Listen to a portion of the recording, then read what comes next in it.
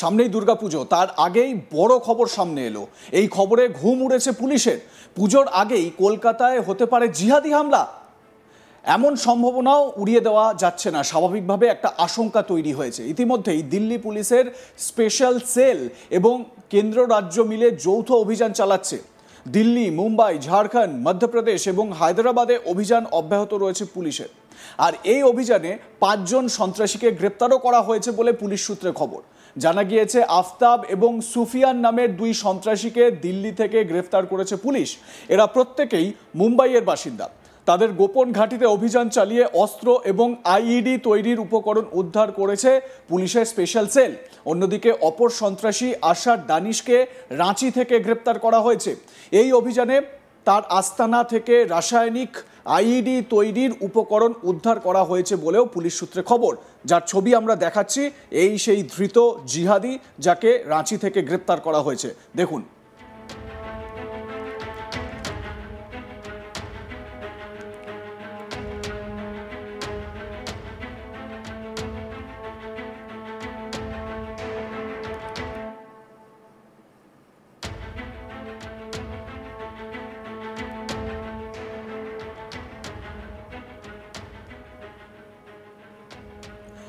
এইসব সন্ত্রাসীরা আইএসআইএস সমর্থক বলে জানা গিয়েছে। তাদের আরও অনেক বড় কোনো সন্ত্রাসী হামলার ছক ছিল বলে খবর।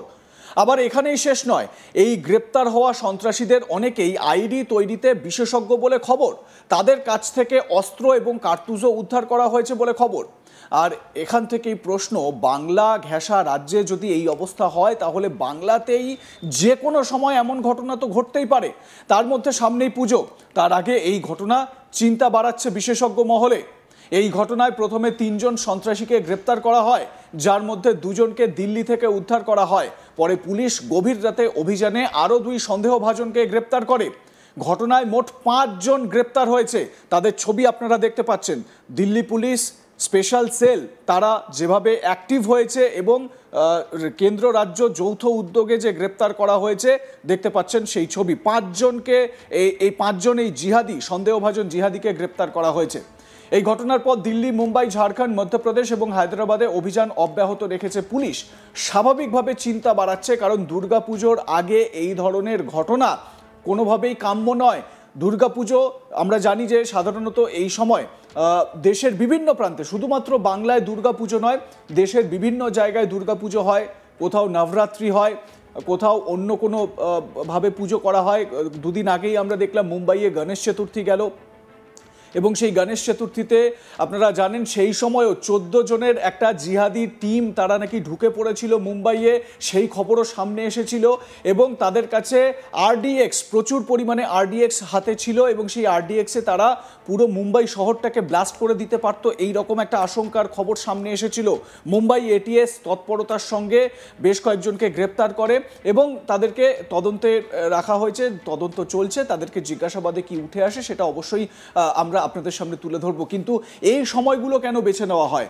পুজোর সময়, উৎসবের মরশুম, এই মরশুমে অনেক বেশি মানুষের সমাগম হয়।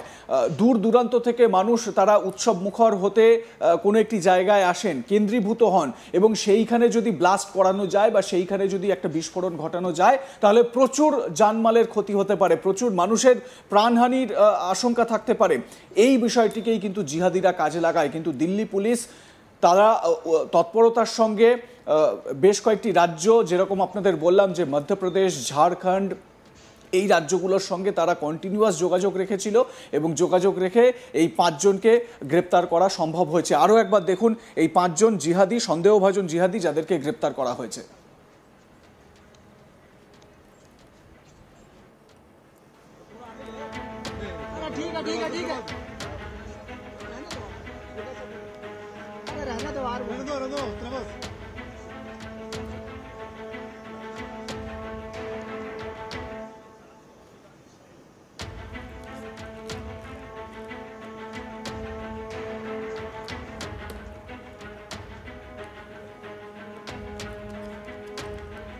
এরা প্রত্যেকেই মুম্বাইয়ের বাসিন্দা বলে জানতে পারা গিয়েছে। তাদের গোপন ঘাঁটিতে অভিযান চালিয়ে অস্ত্র এবং আইডি তৈরির উপকরণ উদ্ধার করেছে পুলিশের স্পেশাল সেল।